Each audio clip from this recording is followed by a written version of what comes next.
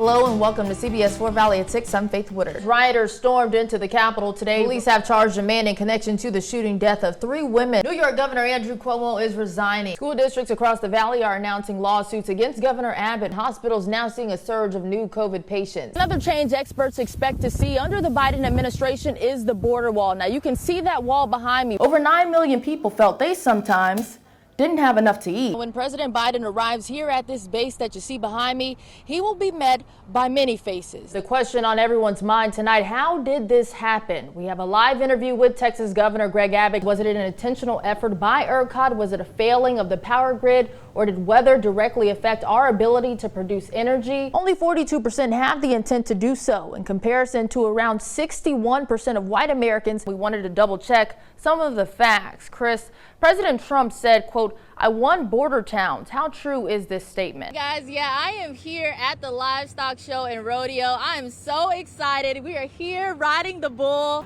All right, giving it my best shot here.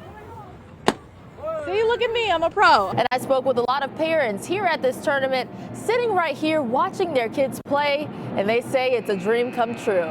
The Elite Eight kicks off tonight between UConn and Baylor, a great matchup for the basketball world. You will have to wear a mask at all of these sites, and to help you out, they even have some of these social distancing stickers to make sure everyone stays safe. Faith's raining on the turkey parade. That's the rain she's bringing on this do. forecast. I'm a turkey hater all day. Oh, we got Dad there too. All right. Meet Sherry Abendroth. She's the Director of Emergency Management at DHR Health.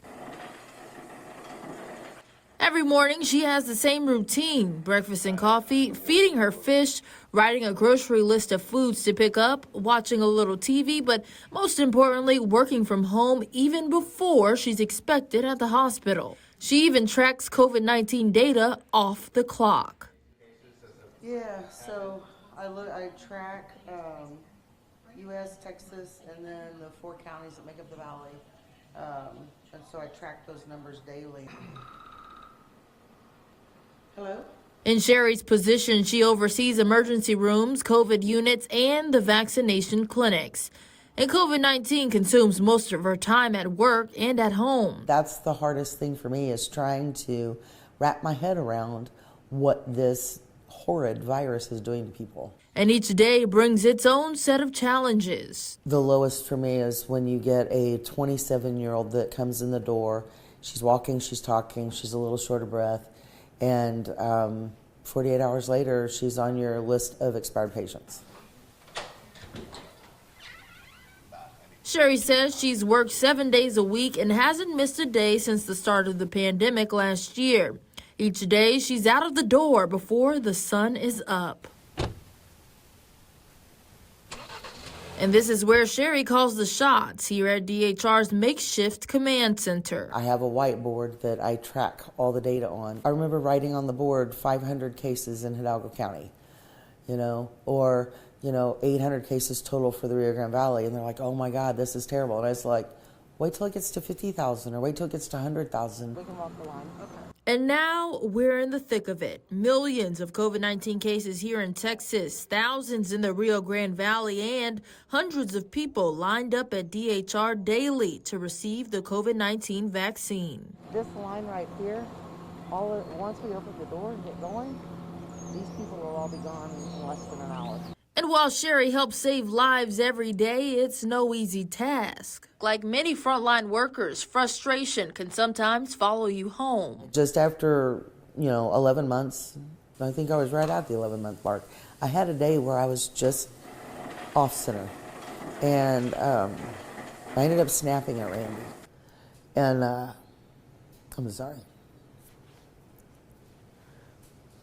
Bringing home that frustration was the worst.